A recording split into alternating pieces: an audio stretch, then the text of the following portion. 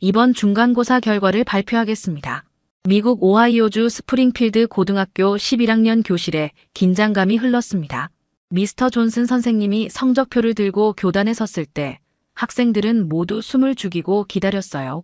가을 오후에 따스한 햇살이 창문을 통해 들어와 교실을 밝게 비추고 있었습니다. 1등 서은. 평균 98점이군요. 교실이 순간 조용해졌습니다. 뒷자리에 앉은 검은 머리의 한국 소녀 서은이 조용히 고개를 숙였어요. 이번이 벌써 연속 5번째 1등이었거든요. 작년 9월 이 학교에 전학 온 이후로 한 번도 놓친 적이 없는 기록이었습니다. 하지만 박수 소리는 들리지 않았어요. 대신 교실 곳곳에서 작은 속삭임들이 시작되었습니다. 또 쟤구나. 금발의 제시카가 옆자리 친구에게 작은 목소리로 말했어요. 어떻게 매번 1등이지? 진짜 이상해. 키 큰 브래드가 고개를 돌리며 비웃는 표정을 지었습니다. 뭐가 이상해? 동양인들 원래 그런 거 아냐? 밤새워 암기하는 거지 뭐. 창의성은 제로고. 맞아. 우리처럼 제대로 이해하면서 공부하는 게 아니라 그냥 무작정 외우는 거잖아. 서은은 이런 대화들을 모두 들을 수 있었어요. 영어 실력이 부족해 보이려고 일부러 모르는 척했지만 사실 모든 단어를 다 이해하고 있었거든요. 가슴이 답답해지고 목이 메어왔지만 표정 하나 바꾸지 않고 가만히 앉아 있었습니다. 수업이 끝나고 복도를 걸을 때도 마찬가지였어요. 학생들이 서은을 지나치며 수군거리는 소리가 들렸습니다. 쟤 또 외워서 외친 거 아냐? 수업 시간에 손드는 거 봐. 답 알고 있다고 자랑하고 싶은 거지. 동양인들, 암기 하나는 정말 끝내주지 않니? 머리가 하드디스크 같아. 점심시간이 되자 서은은 평소처럼 카페테리아 한쪽 구석으로 향했어요. 다른 학생들이 삼삼오오 모여 앉아 즐겁게 대화하는 모습을 바라보며 혼자 작은 테이블에 앉았습니다. 어머니가 새벽에 일찍 일어나 정성스럽게 만들어준 김밥을 꺼내자 옆 테이블에서 코를 찌푸리는 학생들이 보였어요. 또 이상한 냄새 나는 음식이네. 진짜 적응 좀 했으면 좋겠어. 여기 미국인데. 서은은 김밥을 한 입 베어 물며 창밖을 바라봤습니다. 단풍이 물들기 시작한 나무들이 바람에 흔들리고 있었어요. 고향 서울의 가을이 그리웠지만 지금은 그 그리움마저 사치처럼 느껴졌습니다. 그날 오후 방과 후 서은이 도서관에서 과제를 하고 있을 때였습니다. 평소처럼 조용한 구석자리에 앉아 생물학 리포트를 작성하고 있었어요. 도서관은 고요했고 오직 페이지 넘기는 소리와 키보드 타이핑 소리만 들렸습니다. 그때 브래드와 제시카 그리고 몇몇 학생들이 도서관 반대편에서 수군거리는 모습이 보였어요. 서은은 집중하려고 했지만 자꾸만 시선이 느껴져서 고개를 들었습니다. 학생들은 서은을 보며 무언가 계획을 세우고 있는 듯 했어요. 좋아, 그렇게 하자. 브래드가 작은 목소리로 말하며 자리에서 일어났습니다. 제시카도 따라 일어나며 의미심장한 미소를 지었어요. 이틀 후 화학시험이 있는 날 아침이었습니다. 서은은 평소보다 일찍 학교에 와서 마지막 복습을 하고 있었어요. 화학실험실에서 혼자 교과서를 펼쳐놓고 공식들을 다시 한번 점검하고 있었죠. 시험이 시작되자 서은은 평소처럼 차분하게 문제를 풀어나갔습니다. 어려운 문제들이었지만 충분히 준비해왔기 때문에 자신 있게 답을 적어 내려갔어요. 주변 학생들이 고민하는 사이에도 서은의 펜은 멈추지 않고 움직였습니다. 시험이 끝나고 답안지를 제출한 후 서은은 다음 수업을 위해 교실로 향했어요. 하지만 복도에서 브래드와 제시카가 교장실 쪽으로 급하게 걸어가는 모습을 보았습니다. 무언가 심상치 않은 느낌이 들었지만 서은은 별다른 생각 없이 교실로 들어갔어요. 점심시간이 지나고 오후 첫 수업이 시작되려는 순간이었습니다. 교무실에서 방송이 나왔어요. 서은 학생은 즉시 교장실로 오시기 바랍니다. 교실 안이 순간 조용해졌습니다. 모든 학생들의 시선이 서은에게 집중되었어요. 서은은 가슴이 두근거렸지만 침착하게 자리에서 일어나 교장실로 향했습니다. 교장실 문을 열고 들어서자 교장 미스터 윌슨이 붉어진 얼굴로 서은을 맞았어요. 책상 위에는 화학시험지가 놓여 있었고 브래드와 제시카가 구석에 서 있었습니다. 서은, 앉아보세요. 교장의 목소리는 차갑고 엄격했어요. 서은은 의자에 앉으며 무슨 일인지 궁금해했습니다. 오늘 화학시험에서 부정행위를 했다는 신고가 들어왔습니다. 서은의 눈이 커졌어요. 무슨 말인지 이해할 수 없었거든요. 저는 부정행위를 하지 않았습니다. 모든 답은 제가 직접. 증거가 있어요. 브래드가 끼어들며 말했습니다. 제가 시험 전날 화학실에 몰래 들어가서 답안지를 미리 봤어요. 우리가 봤거든요. 맞아요. 분명히 봤어요. 제시카도 거들었습니다. 서은은 황당함을 감출 수 없었어요. 그런 일은 없었습니다. 저는 그냥 복습을, 이런 파렴치한 짓을. 교장이 책상을 탁 치며 소리쳤습니다. 넌 이번 화학 시험 0점이야. 그리고 학부모님께 연락드리겠어. 서은은 해명하려고 했지만 아무도 들어주지 않았어요. 교장의 마음은 이미 정해져 있는 듯 했습니다. 다음 날 아침 서은이 학교에 도착했을 때 분위기는 완전히 달라져 있었습니다. 복도를 지나가는 학생들이 서은을 보며 수군거리고 손가락질을 했어요. 어젯밤 소문이 삽시간에 퍼진 듯 했습니다. 저기 간다. 시험지 훔치네. 정말 실망이야. 겉으로는 얌전해 보이더니 복도 곳곳에서 들려오는 수군거림에 서은의 가슴이 무거워졌어요. 사물함 앞에 섰을 때도 옆에 있던 학생들이 슬그머니 자리를 피했습니다. 마치 전염병 환자를 대하는 것 같았어요. 첫 번째 수업인 영어 시간에 들어갔을 때 평소 서은이 앉던 자리 주변이 텅 비어 있었습니다. 학생들이 일부러 다른 자리로 옮겨간 거였죠. 미세스 브라운 선생님도 서은을 바라보는 시선이 예전과 달랐어요. 실망과 의심이 섞인 표정이었습니다. 오늘은 셰익스피어의 햄릿에 대해 토론해 보겠습니다. 수업이 시작되었지만 서은은 평소처럼 손을 들지 못했어요. 답을 알고 있었지만 모든 시선이 차갑게 느껴져서 입을 열 수가 없었습니다. 선생님이 서은을 보며 질문을 던졌을 때도 작은 목소리로 대답할 뿐이었어요. 평소 같으면 손부터 번쩍 드는데 이제 양심이 좀 생겼나? 뒷자리에서 누군가가 작게 중얼거렸습니다. 서은의 얼굴이 빨갛게 달아올랐어요. 점심시간이 가장 힘들었습니다. 카페테리아에 들어서자 학생들의 시선이 일제히 서은에게 쏠렸어요. 평소 앉던 구석 테이블로 향하는 동안 온갖 시선과 속삭임을 견뎌야 했습니다. 시험지 훔치다 걸린 천재 소년에. 진짜 창피하다. 어떻게 저런 짓을 할 수 있지? 동양인들 다 그런 건 아닌데 쟤는 좀 특별한가 봐. 서은이 도시락을 꺼내 혼자 앉아 있을 때 평소같이 앉던 학생들조차 멀리 떨어진 테이블을 선택했어요. 급식을 받으러 가는 줄에서도 학생들이 서은을 피해 거리를 두고 섰습니다. 마치 보이지 않는 벽이 서은 주위에 처진 것 같았어요. 오후 체육 시간에는 더욱 노골적인 따돌림이 시작되었습니다. 팀을 나누는 시간에 아무도 서은을 선택하지 않았어요. 결국 체육 선생님이 억지로 한 팀에 넣어줘야 했죠. 농구 경기 중에도 아무도 서은에게 공을 패스하지 않았습니다. 여기요. 여기 있어요. 서은이 아무리 손을 흔들고 소리쳐도 팀원들은 외면했어요. 마치 서은이 투명인간이 된 것처럼 행동했습니다. 하루 종일 이런 일들이 계속되자 서은은 점점 지쳐갔어요. 화장실에 가서 거울을 보니 평소보다 얼굴이 많이 상해 보였습니다. 눈가에는 눈물이 고여 있었고 입술은 바짝 말라 있었어요. 방과 후에 교장실에 불려갔을 때 미스터 윌슨 교장은 더욱 차가운 표정으로 서은을 맞았습니다. 서은, 오늘 하루 어땠나요? 서은은 대답할 수 없었어요. 앞으로는 조용히 지내도록 하세요. 더 이상 문제 일으키지 말고요. 이미 학교 분위기가 안 좋아졌어요. 교장의 말에 서은의 마음은 더욱 무너져 내렸습니다. 자신이 아무 잘못도 하지 않았는데 마치 모든 것이 자신의 잘못인 것처럼 취급받고 있었어요. 학교를 나서며 서은은 깊은 한숨을 내쉬었습니다. 월요일 아침 서은이 평소보다 일찍 학교에 도착했을 때 게시판 앞에 학생들이 몰려 있었습니다. 무슨 일인지 궁금해서 멀찍이 서서 바라보니 새로운 공고문이 붙어 있었어요. 제15회 스프링필드 지역구 청소년 노래대회 참가자 모집. 크고 화려한 글씨로 적힌 포스터에는 참가 자격과 일정이 자세히 나와 있었습니다. 오는 금요일 저녁 7시 시내문화센터에서 열린다고 했어요. 우승자에게는 $1,000의 상금과 함께 지역신문에 인터뷰 기사가 실린다고 나와 있었습니다. 학생들은 저마다 관심 있어 하며 이야기를 나누고 있었어요. 누가 나갈까? 작년에 우리 학교에서는 아무도 상 못 받았잖아. 이번엔 좀 다를 것 같은데? 서은은 잠깐 멈춰서 포스터를 바라봤습니다. 어릴 때부터 노래 부르는 것을 좋아했고 한국에서는 학교 합창단에서 활동하기도 했었거든요. 하지만 지금 상황에서는 감히 생각도 할 수 없는 일이었어요. 점심시간이 되자 브래드와 제시카 그리고 몇몇 학생들이 카페테리아 한쪽에서 머리를 맞대고 무언가 의논하고 있었습니다.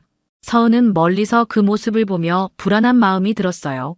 야, 정말 재미있을 것 같지 않니? 브래드가 장난기 가득한 표정으로 말했습니다. 제 목소리 듣고 싶지 않아. 얼마나 우스꽝스러울지 상상해봐. 제시카가 킬킬거리며 맞장구 쳤어요. 맞아. 부끄럽게 무대에 서게 하자. 시험지 도둑이 노래까지 못하면 완전 웃긴데. 그럼 우리가 대신 신청서 넣어주면 되잖아. 어차피 온라인으로 접수받던데. 몇 명이 더 가세하며 계획을 구체화했습니다. 제 이름이랑 학교 정보는 알고 있으니까 쉽겠네. 노래 제목은 뭘로 하지? 아무거나 써도 되겠지? 수요일 방과 후 컴퓨터실에서 브래드가 노래대회 홈페이지에 접속했습니다. 신청서 양식에 서은의 이름과 정보를 적어 넣었어요. 참가곡은 대충 팝송 제목을 하나 골라서 적었습니다. 완료. 신청서가 접수되자 학생들은 서로 눈짓을 주고받으며 만족스러워했어요. 목요일 오후 서은의 휴대폰에 문자 메시지가 도착했습니다. 스프링필드 청소년 노래대회 참가 확정 안내. 참가번호 24번 서은님, 내일 오후 6시까지 문화센터로 와주시기 바랍니다. 서은은 휴대폰을 보며 당황했어요. 자신이 언제 노래대회에 신청했는지 전혀 기억이 나지 않았거든요. 혹시 실수로 신청된 건지 아니면 누군가의 장난인지 알 수 없었습니다. 급히 대회 사무국에 전화를 걸어 확인해봤지만 분명히 본인 이름으로 신청서가 접수되어 있다고 했어요. 죄송하지만 저는 신청한 적이 없는데요. 하지만 모든 정보가 정확히 기재되어 있습니다. 혹시 가족분이 대신 해주신 건 아닌가요? 서은은 고개를 저었어요. 부모님께서 그런 일을 할 리 없었거든요. 그날 저녁 집에서 부모님께 말씀드렸을 때도 마찬가지였습니다. 우리는 그런 신청 안 했는데 혹시 내가 깜빡하고 신청한 거 아니야? 아니에요. 저는 정말. 서은은 혼란스러웠어요. 분명 자신이 신청하지 않았는데 어떻게 이런 일이 생긴 건지 도무지 알 수 없었습니다. 금요일 아침 학교에서 브래드와 제시카가 서은을 보며 의미심장한 미소를 짓는 것을 보고서야 서은은 무슨 일인지 어렴풋이 깨달았어요. 하지만 이미 늦었습니다. 대회는 오늘 저녁이었거든요. 금요일 오후 5시 서은은 집에서 고민에 빠져 있었습니다. 노래대회에 참가할지 말지 결정을 내려야 했거든요. 분명 누군가의 장난이었지만 이미 신청서는 접수된 상태였어요. 어떻게 하지? 서은은 방 안을 왔다 갔다 하며 생각에 잠겼습니다. 참가하지 않으면 또 다른 구설수에 오를 것 같았고 참가하면 학생들 앞에서 망신을 당할 게 뻔했어요. 하지만 결국 서은은 용기를 내어 문화센터로 향했습니다. 오후 6시 스프링필드 문화센터는 이미 많은 사람들로 붐비고 있었어요. 로비에는 참가자들과 가족들 그리고 관객들이 가득했습니다. 서은은 접수대에서 참가 확인을 마치고 무대 뒤편으로 향했어요. 대기실에서 다른 참가자들을 보니 모두 자신감에 차 있었습니다. 화려한 의상을 입고 발성 연습을 하는 학생들 사이에서 서은은 소외감을 느꼈어요. 평범한 흰 블라우스와 검은 치마를 입은 모습이 초라해 보였거든요. 참가번호 24번 서은 양, 준비 부탁드립니다. 진행 요원이 서은을 찾아왔을 때 서은은 당황하며 말했어요. 사실 이거 제가 지원한 게 아니에요. 누군가가 장난으로. 죄송하지만 이미 참가자 명단에 올라가 있고요. 곧 무대에 오르셔야 합니다. 참가곡은 어메이징 그레이스로 되어 있네요. 서은의 눈이 커졌어요. 어메이징 그레이스는 자신이 가장 좋아하는 곡 중 하나였거든요. 한국에서 합창단 활동을 할 때 자주 불렀던 곡이었어요. 그런데 반주는 무반주로 신청되어 있습니다. 무대 너머로 들려오는 사회자의 목소리가 점점 가까워졌어요. 다음은 참가번호 24번 스프링필드 고등학교 서은 양입니다.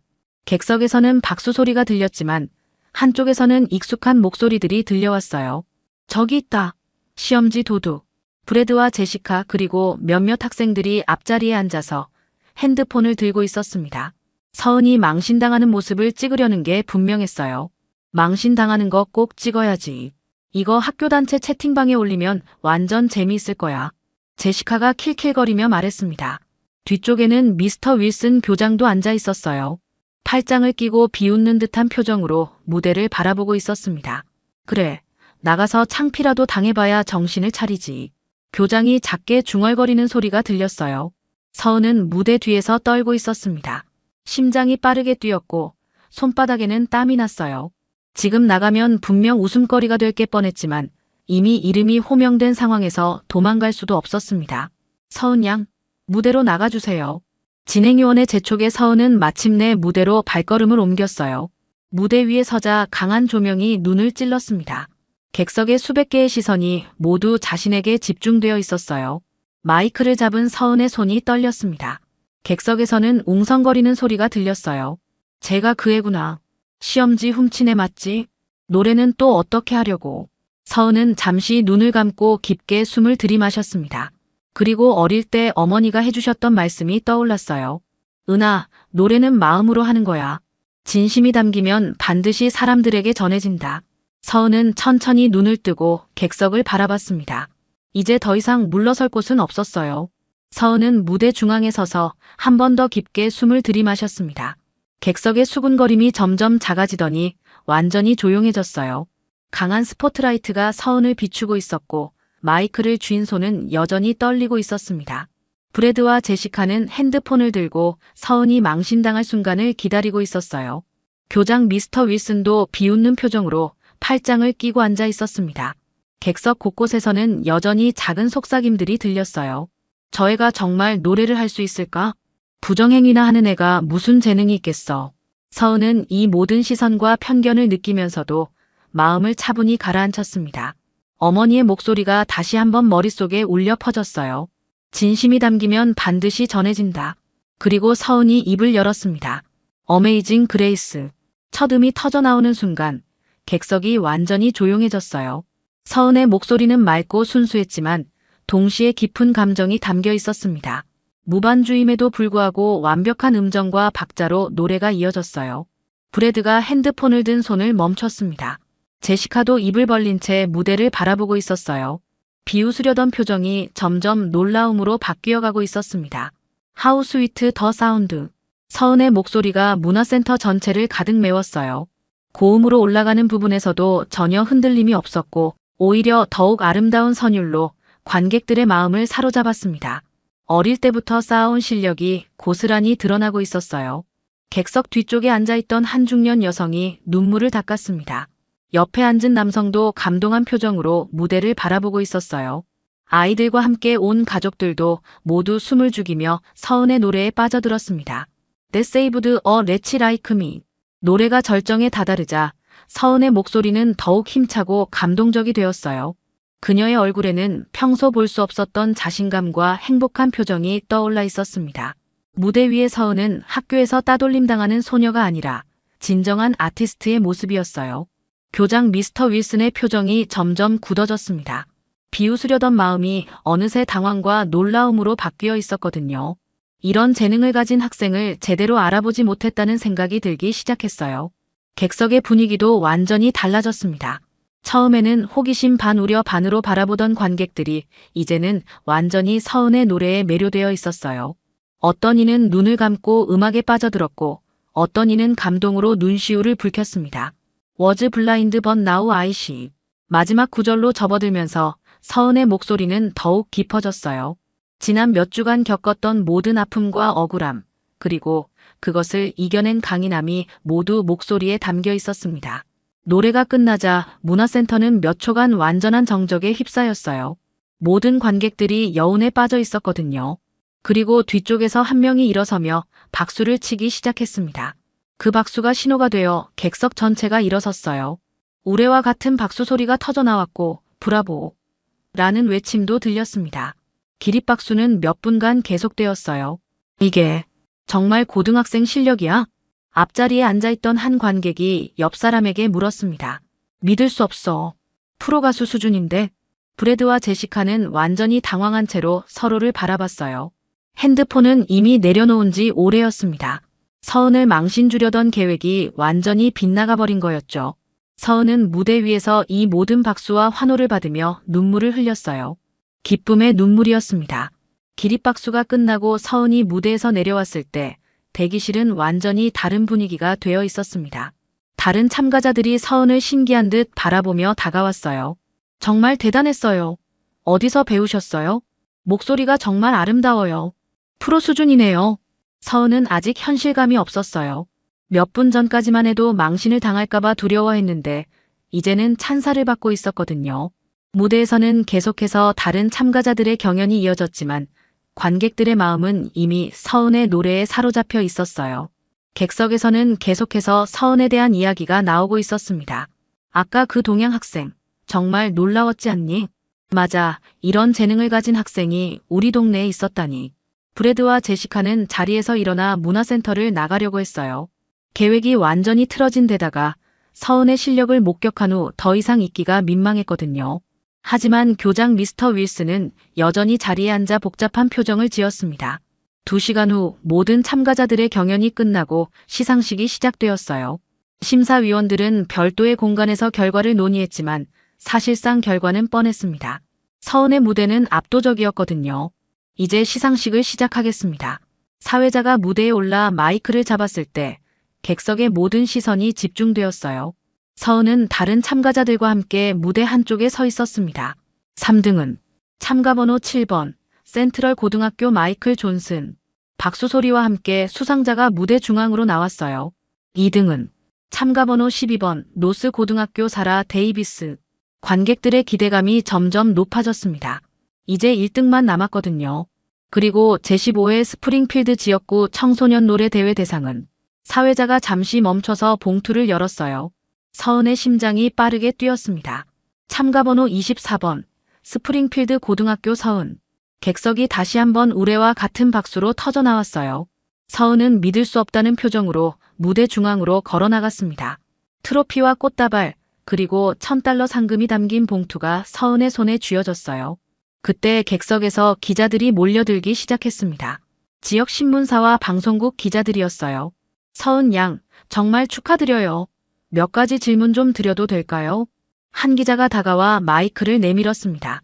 당신, 정말 고등학생이 맞나요? 실력이 너무 뛰어나서 믿기지 않아요. 서은은 미소를 지으며 대답했어요. 네, 저는 스프링필드 고등학교 11학년에 재학 중입니다. 어디서 이런 실력을 기르셨나요? 전문적으로 배우신 건가요? 저는 작년에 시카고에서 열린 청소년 국제 성악 콩쿠르 보컬 부문에서 1등을 수상했어요. 그전에도 한국에서 여러 대회에 참가했었고요. 기자들의 눈이 더욱 커졌어요. 객석에서도 웅성거리는 소리가 들렸습니다. 청소년 국제 콩쿠르 1등이라고요? 그럼 이미 검증된 실력자시네요. 네, 맞습니다. 음악은 어릴 때부터 계속 해왔어요. 또 다른 기자가 질문을 던졌습니다. 앞으로의 계획은 어떻게 되시나요? 음악을 전공할 생각이세요? 네, 대학에서 성악을 전공하고 싶어요. 언젠가는 오페라 가수가 되는 것이 꿈입니다. 인터뷰가 진행되는 동안 교장 미스터 윌슨은 자리에서 일어나지 못하고 있었어요. 얼굴이 창백해져 있었습니다. 자신이 얼마나 큰 실수를 했는지 깨닫기 시작했거든요.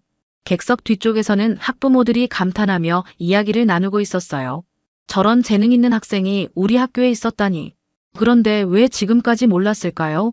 학교에서 제대로 관리를 안 했나 봐요. 서은의 인터뷰가 끝나고 시상식이 마무리되자 많은 사람들이 서은에게 축하 인사를 건네러 왔어요. 지역 음악 관계자들도 명함을 건네며 앞으로 연락하자고 했습니다. 월요일 아침 서은이 학교에 도착했을 때 분위기는 완전히 달라져 있었습니다. 주말 동안 지역 신문과 온라인 뉴스에 서은의 우승 소식이 크게 보도되었거든요. 스프링필드 고등학교의 숨겨진 보석, 국제 콩쿠르 수상자 서은이라는 제목의 기사가 첫 페이지를 장식했어요. 복도를 걸어가는 서은을 보며 학생들의 반응은 지난주와 완전히 달랐습니다. 손가락질 대신 감탄의 눈빛이었고 수군거림 대신 존경의 박수가 들렸어요. 와, 진짜 대단하다. 국제 콩쿠르 1등이었다니. 첫 번째 수업 시간 미세스 브라운 선생님이 교실에 들어오자마자 서은에게 다가왔어요. 서은, 정말 축하해요. 우리 학교의 자랑이에요. 수업 중에도 선생님은 서은의 수상 소식을 학생들에게 자랑스럽게 소개했습니다. 학생들은 진심 어린 박수를 보냈어요. 점심시간이 되자 평소와는 다른 광경이 펼쳐졌습니다. 여러 학생들이 서은에게 다가와 함께 앉고 싶다고 요청했어요. 카페테리아 구석 테이블이 아니라 가운데 큰 테이블에 둘러앉게 되었습니다. 서은, 정말 미안해. 우리가 너무했어. 평소 서은을 따돌렸던 학생 중 하나인 엠버가 진심 어린 표정으로 말했습니다. 맞아. 우리가 편견을 가지고 있었어. 정말 미안해. 다른 학생들도 하나둘씩 사과의 말을 건넸어요. 서은은 이런 변화가 낯설면서도 따뜻했습니다. 오후 2시 교장실에서 방송이 나왔어요. 브래드 밀러, 제시카 윌슨, 톰 데이비스 학생은 즉시 교장실로 오시기 바랍니다. 주말 동안 진행된 조사 결과가 나온 것이었어요. 부정행위 조작 사건의 진실이 모두 밝혀졌거든요. CCTV 분석과 학생들의 증언을 통해 브래드와 제시카 일당이 시험지를 훔쳐 서은에게 누명을 씌웠다는 사실이 확인되었습니다. 교장실에서 미스터 윌슨은 심각한 표정으로 새 학생을 마주했어요. 너희들이 한 짓을 다 알고 있다. 부정행위 조작, 무고, 그리고 노래대회 무단 신청까지. 브래드와 제시카는 고개를 숙인 채 아무 말도 하지 못했어요. 너희는 이번 주 내로 전학 조치를 받게 될 것이다. 그리고 학부모님들께도 이 모든 사실을 알려드릴 예정이야. 엄중한 징계가 내려졌습니다. 오후 3시 전교생이 강당에 모였어요. 교장이 직접 공식 사과를 하기 위해서였습니다. 서은은 무대 위 의자에 앉아 있었고 미스터 윌슨은 마이크 앞에 섰어요. 학생 여러분, 그리고 서은 학생에게 진심으로 사과드립니다. 교장의 목소리는 떨리고 있었어요. 지난주에 일어난 부정행위 사건은 완전한 조작이었습니다. 서은 학생은 결백했고 오히려 피해자였어요. 저는 교장으로서 진실을 제대로 파악하지 못하고 훌륭한 학생에게 상처를 입힌 것에 대해 깊이 반성하고 있습니다. 강당이 조용해졌습니다. 서은 학생은 우리 학교가 자랑해야 할 인재입니다. 국제 콩쿠르 수상자이자 뛰어난 학업 성취를 보이는 모범 학생이에요. 앞으로 우리 모두는 서은 학생을 응원하고 지지해야 합니다. 교장이 서은에게 고개를 숙여 인사했을 때 강당 전체에서 박수가 터져나왔어요. 서은 학생, 당신의 재능과 진실을 믿지 못해서 정말 미안합니다. 서은은 자리에서 일어나 마이크 앞에 섰어요. 감사합니다. 힘든 시간이었지만 진실은 결국 밝혀지는 것 같아요. 앞으로도 열심히 공부하고 음악 활동을 이어가겠습니다. 그날 오후부터 교내 스피커로는 서은이 노래대회에서 부른 어메이징 그레이스가 흘러나왔어요. 점심시간과 쉬는 시간마다 아름다운 선율이 학교 전체를 감쌌습니다. 진짜 천재였구나. 우린 그냥 질투했을 뿐이야. 복도에서 한 학생이 친구에게 말했어요. 맞아. 우리가 너무 편견을 가지고 있었어. 서은은 마침내 자신의 진정한 모습을 인정받았어요. 더 이상 숨길 필요도 작아질 필요도 없었습니다. 재능과 노력 그리고 진실의 힘이 모든 편견과 오해를 이겨낸 것이었어요. 햇살이 내리쬐는 서울의 거리, 12살 지훈이는 낡은 구두 닦기 도구를 들고 분주히 움직이고 있습니다. 작은 손으로 쥔 브러쉬를 구두에 쓱쓱 문지르는 모습이 어른스러워 보이죠. 지훈이의 얼굴은 어린 나이에도 불구하고 굳은 결심으로 가득 차 있어요. 돌아가신 할머니를 생각하며 오늘도 열심히 일하는 겁니다. 아저씨, 구두 닦아드릴까요? 지훈이가 지나가는 사람들에게 물었지만 대부분은 고개를 저으며 지나갑니다.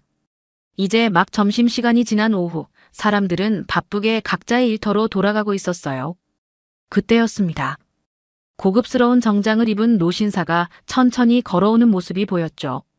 지훈이는 용기를 내어 다가갔습니다. 할아버지, 구두 닦아드릴게요. 단돈 3,000원이에요. 노신사는 잠시 지훈이를 바라보더니 미소를 지었어요. 그래, 해주렴. 강 회장은 벤치에 앉아 지훈이가 구두를 닦는 모습을 물끄러미 지켜봤습니다. 지훈이의 진지한 표정과 꼼꼼히 구두를 닦는 모습이 무언가 특별해 보였어요. 학교는 안 다니니? 강 회장이 물었습니다. 지훈이는 고개를 들지 않고 대답했어요. 다녀요. 오전에는 학교 가고 오후에는 일해야 해서요. 강 회장의 눈빛이 잠시 흔들렸지만 아무 말도 하지 않았습니다. 구두 닦기가 끝나고 지훈이는 환하게 웃으며 말했어요. 다 됐어요, 할아버지. 거울처럼 반짝반짝하죠? 강 회장은 지갑에서 10,000원짜리 지폐를 꺼내 지훈이에게 건넸습니다. 거스름 또는 가지렴. 지훈이가 감사하다며 깊이 인사를 하는 동안 강 회장은 그대로 자리를 떠났어요. 그런데 얼마 지나지 않아 지훈이는 벤치 아래에 떨어진 지갑을 발견했습니다. 분명 강 회장의 것이 틀림없었죠. 할아버지. 지훈이는 소리쳤지만 강 회장은 이미 사라진 뒤였어요. 지훈이는 지갑을 주워들고 어떻게 해야 할지 고민했습니다. 잠시 망설임 끝에 지갑을 열어 주인의 신원을 확인하려 했어요. 그런데 지갑 속에서 나온 사진 한 장에 지훈이의 눈이 크게 떠졌습니다. 사진 속에는 젊은 여성이 웃고 있었는데 그 얼굴은 다름 아닌 돌아가신 지훈이의 할머니였어요. 지훈이의 심장이 빠르게 뛰기 시작했습니다. 할머니, 어떻게? 혼란스러운 마음으로 지갑을 더 살펴보니 명함이 한 장 있었어요. 강태성 회장, 강그룹이라고 적혀 있었습니다. 지훈이는 그 자리에 한동안 멍하니 서 있다가 결심한 듯 지갑을 품에 넣었어요. 할머니와 이 노인 사이에 어떤 관계가 있는지 직접 확인해야겠다고 마음먹었습니다. 다음 날 지훈이는 명함에 적힌 주소를 찾아갔어요. 그곳에는 커다란 저택이 있었습니다. 그러나 경비원은 지훈이 같은 아이를 절대 들여보내주지 않았죠. 지훈이는 포기하지 않고 며칠 동안 매일 찾아갔습니다. 그리고 마침내 강 회장이 차에서 내리는 순간을 포착했어요. 할아버지, 강 회장님. 지훈이가 뛰어나가 외치자 강 회장은 놀란 눈으로 지훈이를 바라봤습니다. 너, 구두 닦기 소년이구나. 강 회장이 지훈이를 알아보며 물었습니다. 지훈이는 고개를 끄덕이며 떨리는 손으로 지갑을 내밀었어요. 할아버지 지갑이에요. 그날 벤치에 떨어뜨리셨더라고요. 지훈이의 목소리는 작지만 단호했습니다. 강 회장은 잠시 놀란 듯 지갑을 받아들었죠. 고맙구나. 요즘 같은 세상에 이렇게 정직한 아이가 있다니. 지훈이는 주머니에서 사진 한 장을 꺼냈어요. 할아버지, 이 사진 속 사람이 저희 할머니인데 어떻게 된 거예요? 강 회장의 표정이 순간 굳어졌습니다. 그는 경비원들에게 눈짓을 하더니 지훈이에게 말했어요. 안으로 들어오너라. 넓은 거실에 들어선 지훈이는 주변의 호화로운 인테리어에 잠시 압도되었습니다. 평생 볼 수 없었던 화려함이었죠. 강 회장은 지훈이를 소파에 앉히고 차분히 물었어요. 내 할머니 이름이 뭐니? 김미자요. 3년 전에 돌아가셨어요. 지훈이가 대답했습니다. 강 회장의 얼굴이 창백해졌어요. 그는 사진을 다시 보며 떨리는 목소리로 말했습니다. 이럴 수가. 그럼 내 부모님은? 지훈이는 고개를 숙였어요. 태어나서 본 적 없어요. 할머니가 저를 키우셨는데 돌아가시고 나서는 혼자예요. 강 회장은 한동안 말이 없었습니다. 깊은 생각에 잠긴 듯 했어요. 지훈이는 주머니에서 또 다른 사진을 꺼냈습니다. 할머니의 유품 중 하나였죠. 이것도 할머니 물건이에요. 할아버지랑 같이 찍은 사진 같은데. 강 회장은 그 사진을 받아들고 오랫동안 바라보았습니다. 손이 미세하게 떨리고 있었어요. 마침내 그가 입을 열었습니다. 40년도 더 된 이야기구나. 강 회장의 목소리는 먼 과거를 회상하는 듯 했어요. 미자. 그러니까 내 할머니는 우리 집 가정부의 딸이었단다. 나는 그때 갓 경영대학을 졸업하고 아버지 회사에서 일하기 시작했지. 지훈이는 숨죽여 듣고 있었습니다. 강 회장의 이야기는 계속되었어요. 우리는 서로 사랑했단다. 하지만 집안에서 알게 되었을 때 아버지는 크게 노하셨지. 가정부 딸과 재벌가 아들이라. 당시에는 더욱 용납될 수 없는 일이었어. 강 회장의 눈에 슬픔이 깃들었습니다. 결국 미자는 떠나게 됐고 나는 집안에서 정해준 사람과 결혼했단다. 그리고 부인은 일찍 세상을 떠났지. 그 후로 미자가 어떻게 지냈는지, 그녀가 임신했다는 사실도 전혀 몰랐어. 지훈이의 눈이 커졌어요. 그럼 저의 어머니가. 강 회장은 깊은 한숨을 내쉬었습니다. 그랬을 가능성이 높구나. 미자가 낳은 딸이 내 어머니였을 거야. 그리고 그 딸이 너를 낳았겠지. 방 안에 무거운 침묵이 내려앉았어요. 지훈이는 혼란스러운 감정에 휩싸였습니다. 12년을 살면서 단 한 번도 상상해보지 못한 진실이 눈앞에 펼쳐진 것이죠. 그럼 할아버지는 제 증조할아버지인가요? 지훈이가 조심스럽게 물었습니다. 강 회장은 고개를 저었어요. 아니다. 미자의 딸이 내 어머니라면 내가 바로 내 할아버지란다. 지훈이는 충격에 말을 잇지 못했습니다. 강 회장은 무언가 결심한 듯 일어났어요. 지훈아, 오늘부터 여기서 살자. 내가 너에게 해준 것이 아무것도 없구나. 이제라도 제대로 할아버지 노릇을 하고 싶어. 지훈이는 혼란스러운 마음으로 강 회장을 바라봤습니다. 이제 자신의 삶이 어떻게 바뀔지 상상조차 할 수 없었어요. 강 회장의 집에서 처음 밤을 보낸 지훈이는 익숙하지 않은 환경에 잠을 이루지 못했습니다. 너무 푹신한 침대, 너무 넓은 방, 그리고 무엇보다 갑작스럽게 밝혀진 자신의 뿌리에 대한 생각이 머릿속을 맴돌았어요. 할머니, 왜 말씀 안 해주셨어요? 지훈이는 어둠 속에서 중얼거렸습니다. 할머니가 돌아가시기 전까지도 이런 이야기는 한 번도 해주지 않았죠. 아마도 할머니에게는 너무 아픈 기억이었을지도 모릅니다. 다음 날 아침, 강 회장은 지훈이를 회사로 데려갔어요. 높은 빌딩과 넓은 사무실 모두가 강 회장에게 인사하는 모습은 지훈이에게 완전히 새로운 세계였습니다. 이쪽으로 오렴. 강 회장이 지훈이를 자신의 넓은 사무실로 안내했어요. 그곳에는 이미 몇 명의 사람들이 기다리고 있었습니다. 이분들은 우리 회사의 중역들이란다. 오늘 중요한 발표가 있어서 모였지. 강 회장이 말했습니다. 중역들은 지훈이를 의아한 눈으로 바라봤어요. 그중 한 사람이 물었습니다. 회장님, 이 아이는 누구십니까? 강 회장은 깊은 숨을 들이쉬더니 단호한 목소리로 말했어요. 내 손자다. 그리고 앞으로 강그룹의 후계자가 될 아이야. 방 안의 순간 정적이 흘렀습니다. 모두의 얼굴에 놀라움이 역력했어요. 지훈이 역시 믿을 수 없다는 표정으로 강 회장을 쳐다봤습니다. 회장님, 갑작스러운 결정이 아닙니까? 법적 절차와 이사회의 동의가 필요할 텐데요. 한중혁이 조심스럽게 말했어요. 강 회장은 단호하게 고개를 저었습니다. 내 결정이다. 필요한 법적 절차는 모두 밟을 테니 걱정 말게. 지훈이는 내 유일한 핏줄이야. 회의가 끝나고 지훈이는 강 회장과 함께 다시 집으로 돌아왔어요. 집에는 이미 소문이 퍼져 있었는지 강 회장의 친척들이 모여 있었습니다. 형님, 이게 무슨 소리예요? 갑자기 어디서 나타난 아이를 후계자로 삼는다니요? 강 회장의 동생인 듯한 남자가 언성을 높였습니다. 강 회장은 차분히 대답했어요. 태성아, 내 결정이니 존중해 주길 바란다. 지훈이는 내 손자다. DNA 검사로 확인할 예정이야. 집안은 순식간에 혼란에 빠졌습니다. 모두가 지훈이를 의심의 눈초리로 바라봤어요.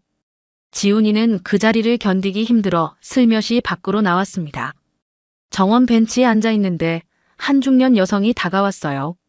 너 정말 태성 회장님의 손자니? 지훈이는 고개를 들어 그녀를 바라봤습니다. 저도 어제 알았어요. 제가 여기 있어야 할지도 모르겠어요. 여성은 잠시 지훈이를 관찰하더니 말했어요. 눈빛이 정말 회장님을 닮았구나. 그녀는 강 회장의 비서였습니다. 사람들이 뭐라고 하든 회장님은 결정을 쉽게 바꾸지 않으셔. 내가 정말 회장님의 손자라면 앞으로 많은 것을 배워야 할 거야. 지훈이는 자신의 작은 손을 내려다봤어요.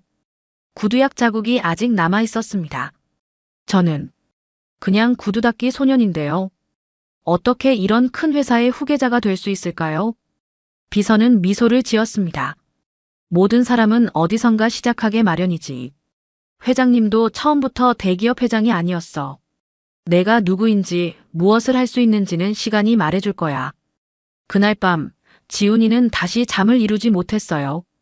갑자기 바뀐 환경, 사람들의 시선, 그리고 자신에게 주어진 무거운 책임감이 어깨를 짓눌렀습니다.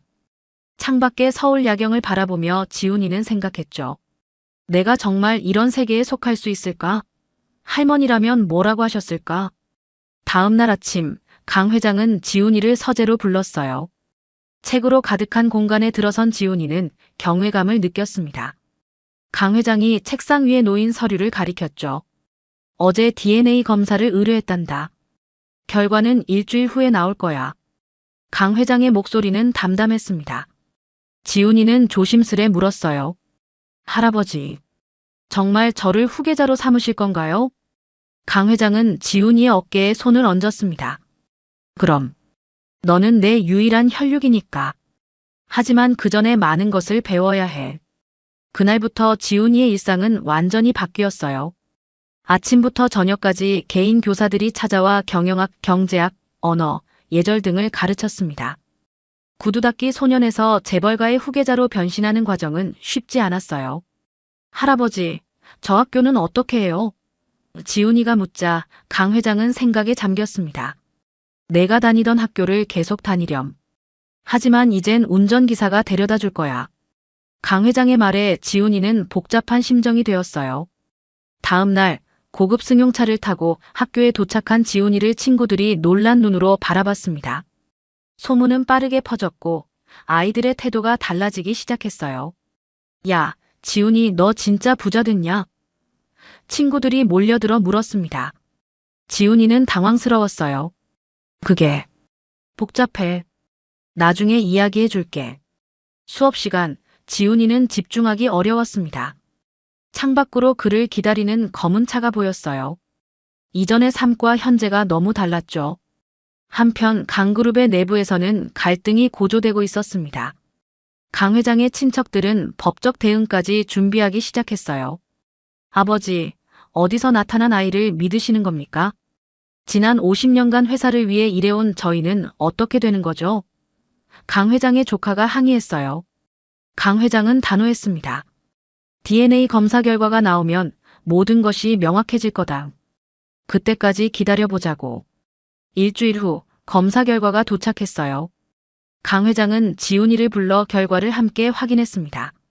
지훈아, 결과가 나왔단다. 강 회장의 목소리가 떨렸어요. 봉투를 열어본 강 회장의 눈에 눈물이 고였습니다. 내가 정말 내 손자였구나. 지훈이도 복잡한 감정에 휩싸였어요. 이제 확실해진 것은 자신이 정말로 강 회장의 혈육이라는 사실이었습니다. 다음 날 강 회장은 주주총회를 소집했어요. 지훈이도 함께 참석했죠. 많은 사람들 앞에서 강 회장은 DNA 검사 결과를 공개했습니다. 지훈이는 내 친손자입니다. 더 이상의 의심은 필요 없습니다. 강 회장의 선언에 회의장은 술렁였어요. 주주총회가 끝난 후 지훈이는 혼자 생각할 시간이 필요했어요. 강 회장의 집 뒤뜰 벤치에 앉아 하늘을 바라보며 깊은 생각에 잠겼습니다. 모든 것이 너무 빠르게 변하고 있었죠. 정말 내가 이런 세계에 살아갈 수 있을까? 지훈이는 자문했어요. 구두 닦기 소년에서 재벌가의 후계자로 변신하는 건 동화 같은 이야기였습니다. 하지만 현실은 동화처럼 단순하지 않았어요. 그때 강 회장이 다가와 지훈이 옆에 앉았습니다. 많이 혼란스럽니? 지훈이는 솔직하게 말했어요. 네, 할아버지. 저는 이런 세계에 살 준비가 안 된 것 같아요. 강 회장은 지훈이의 어깨를 토닥였습니다. 내가 도와줄게. 천천히 배우면 돼. 하지만 모두가 저를 싫어하는 것 같아요. 특히 할아버지 친척들이요. 지훈이의 목소리에 걱정이 묻어났죠. 강 회장은 깊은 한숨을 내쉬었습니다. 그들은 내 재산과 회사를 물려받길 바랐어. 하지만 이제 내가 나타났으니 불안한 거지. 침묵이 흐른 후 지훈이가 물었어요. 할아버지, 저는 왜 이렇게 갑자기 후계자로 지명하셨어요? 강 회장의 눈에 슬픔이 어렸습니다. 나는 오랫동안 외롭게 살았단다. 가족이 있어도 진정한 가족이 아니었지. 그런데 내가 나타났을 때 내게 남은 유일한 진짜 가족임을 느꼈어. 지훈이는 강 회장의 마음을 조금 이해할 수 있었어요. 그도 할머니 없이 혼자 지내며 외로웠으니까요. 다음 날 지훈이는 학교에서 또 다른 문제에 직면했습니다. 친구들의 태도가 완전히 달라졌어요. 어떤 아이들은 지훈이에게 아부하기 시작했고 다른 아이들은 시기와 질투를 드러냈죠. 야, 지훈아. 너 이제 부자 됐으니 우리한테 한턱 쏘는 거 어때? 한 아이가 큰 소리로 말했습니다. 지훈이는 당황스러웠어요. 나? 그냥 예전의 나야. 달라진 게 없어. 하지만 달라진 건 너무 많았습니다. 점심시간에 혼자 앉아 도시락을 먹는 지훈이에게 예전부터 친하게 지내던 민수가 다가왔어요. 지훈아, 괜찮아. 요즘 다들 너한테 이상하게 구는 것 같던데. 지훈이는 고마운 마음에 미소 지었습니다. 응, 괜찮아. 그냥 모든 게 낯설어서 그래. 민수는 지훈이의 진짜 친구였어요. 지위나 돈에 상관없이 지훈이 자체를 좋아했죠. 너 이제 진짜 부잣집 아들 된 거야? 민수가 물었습니다. 지훈이는 고개를 저었어요. 아니, 그냥 친할아버지를 찾은 거야. 복잡해. 다음 장을 이어서 진행할까요? 학교에서 돌아온 지훈이는 강 회장의 집 거실에서 격렬한 논쟁 소리를 들었어요. 조심스레 문 앞에 서서 귀를 기울였습니다. 형님, 무리하십니다. 갑자기 나타난 아이에게 모든 걸 맡기시겠다니요. 회사 주주들도 납득하지 못하고 있어요. 강 회장의 동생 목소리였죠. 강 회장이 단호하게 대답했습니다. 내 결정이다. DNA 검사로 이미 확인했어. 지훈이는 내 친손자야. 검사 결과가 조작되었을 수도 있습니다. 그 아이와 어머니가 공모했을지도 모릅니다. 다른 목소리가 끼어들었어요. 지훈이는 가슴이 아팠습니다. 자신 때문에 가족이 갈라지고 있다는 생각이 들었어요. 소리 없이 자기 방으로 돌아와 침대에 누웠죠. 저녁 식사 시간, 강 회장은 평소보다 침묵적이었습니다. 지훈이도 말없이 식사를 했어요. 식사가 끝나갈 무렵 강 회장이 입을 열었죠. 지훈아, 내일 중요한 회의가 있단다. 주주들에게 내가 후계자임을 공식적으로 선언할 거야. 지훈이는 숟가락을 내려놓았습니다. 할아버지, 제가 정말 그럴 자격이 있을까요? 강 회장의 눈빛이 흔들렸어요. 무슨 말이니? 너는 내 손자야. 당연히 자격이 있지. 지훈이는 용기를 내어 말했습니다. 하지만 저는 아무것도 모르잖아요. 회사 경영도 사업도. 모든 게 낯설어요. 배우면 돼. 나도 처음부터 다 알고 시작한 게 아니야. 강 회장이 대답했어요. 그날 밤 지훈이는 창가에 서서 불빛이 가득한 서울 야경을 바라봤습니다. 문득 예전에 구두 닦기를 하던 거리가 그리워졌어요. 그곳에선 적어도 자신이 누구인지 확실했으니까요. 다음 날 주주총회가 열렸습니다. 지훈이는 생전 처음 정장을 차려입고 강 회장과 함께 회의장에 들어섰어요. 수백 명의 사람들이 그들을 주시했죠. 강 회장은 단상에 올라 마이크를 잡았습니다. 오늘 저는 제 후계자를 공식적으로 발표하고자 합니다. 회의장은 순간 조용해졌어요. 모두의 시선이 지훈이에게 꽂혔습니다. 제 손자 지훈이는 앞으로 강그룹을 이끌어갈 인물입니다. DNA 검사로 혈연 관계가 확인되었으며 철저한 교육을 통해 준비시킬 것입니다. 회의장이 술렁이기 시작했어요. 여기저기서 반대 목소리가 나왔습니다. 12살 아이에게 그룹을 맡긴다니 말이 됩니까? 배경도 불분명한 아이를 어떻게 믿습니까? 강 회장이 손을 들어 회의장을 조용히 시켰어요. 여러분의 우려는 이해합니다. 하지만 지훈이가 제 유일한 혈육임을 알아주셨으면 합니다. 바로 그때 지훈이가 천천히 단상으로 걸어 올라갔습니다. 모두가 놀란 눈으로 지훈이를 바라봤어요. 지훈이는 떨리는 목소리로 마이크 앞에 섰습니다. 수백 명의 시선이 한순간에 자신에게 쏠리자 무릎이 후들거렸어요. 하지만 지훈이는 깊게 숨을 들이마시고 말을 시작했죠. 안녕하세요. 저는 지훈입니다. 얼마 전까지 저는 거리에서 구두를 닦던 평범한 소년이었어요. 회의장이 조용해졌습니다. 모두가 지훈이의 말에 귀를 기울였어요. 갑자기 제가 강 회장님의 손자라는 사실을 알게 되었고 이렇게 여러분 앞에 서게 되었습니다. 솔직히 말씀드리면 저는 두렵습니다. 경영에 대해 아무것도 모르고 이런 세계에 살 준비가 되어 있지 않아요. 강 회장이 놀란 표정으로 지훈이를 바라봤지만 말을 막지 않았습니다. 할아버지께서 저를 믿고 후계자로 생각해 주시는 건 정말 감사합니다. 하지만 지훈이는 잠시 말을 멈추고 강 회장을 바라봤어요. 저는 모든 유산을 받고 싶지 않습니다. 회의장이 술렁이기 시작했습니다. 강 회장의 눈이 커졌어요. 대신 제 소원이 있습니다. 저처럼 어려운 환경에서 자라는 아이들을 위한 재단을 만들어주세요. 부모 없이 자라거나 가난한 가정의 아이들이 교육받고 꿈을 키울 수 있는 기회를 주는 재단이요. 강 회장은 놀란 표정을 감추지 못했습니다. 회의장 안의 사람들도 서로 눈빛을 교환했어요. 저는 할아버지의 사랑과 관심만으로도 충분합니다. 돈이나 회사보다 더 소중한 건 가족이라고 생각해요. 지금까지 혼자였지만 이제 할아버지를 만났으니까요. 강 회장의 눈에 눈물이 고였습니다. 그는 단상으로 올라와 지훈이를 꼭 안아주었어요. 지훈아, 내가 자랑스럽구나. 강 회장의 목소리가 떨렸습니다. 회의장에 있던 사람들도 감동한 듯 보였어요. 처음으로 지훈이를 향한 시선이 부드러워졌습니다. 강 회장은 마이크를 다시 잡았어요. 오늘 제 손자의 제안을 받아들이겠습니다. 소년소녀 가장재단을 설립하고 회사 수익의 일부를 매년 기부하겠습니다. 지훈이의 제안은 예상치 못한 결과를 가져왔습니다. 주주들의 반발이 줄어들었고 오히려 강그룹의 이미지가 좋아지기 시작했어요. 미디어에서는 구두 닦기 소년의 감동적인 선택이라는 제목으로 뉴스가 퍼졌죠. 돌아오는 차 안에서 강 회장이 지훈이에게 물었습니다. 정말 그걸 원하니? 엄청난 재산을 포기하는 거야. 지훈이는 고개를 끄덕였어요. 네, 할아버지. 저는 돈보다 더 중요한 걸 배웠으니까요. 할머니가 항상 말씀하셨어요. 행복은 나눌수록 커진다고요. 한 달 후 서울 시내 한복판에 강지훈 소년소녀 가장재단 간판이 걸렸습니다. 지훈이의 이름을 딴 재단이었죠. 강 회장은 지훈이의 뜻을 존중해 거액의 기금을 출연했어요.